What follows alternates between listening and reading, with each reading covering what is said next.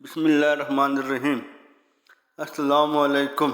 حضرت ابو سعید خدری رضی اللہ تعالیٰ عنہ سے روایت ہے، رسول اللہ صلی اللہ علیہ وآلہ وسلم نے فرمایا، 5 افراد کے علاوہ کسی امیر آدمی کے لیے صدقہ کھانا حلال نہیں۔ نمبر 1 صدقہ وصول کرنے والا، نمبر 2 اللہ کی راہ میں جنگ کرنے والا، نمبر 3 دولت مند جو صدقے کی چیز اپنے مال کے بدلے خرید لیتا ہے، نمبر 4 کسی فقیر کو صدقہ دیا گیا اور اس نے وہ کسی غنی کو تحفے کے طور پر دے دیا، نمبر 5 دیوالیہ یعنی کہ مقروض۔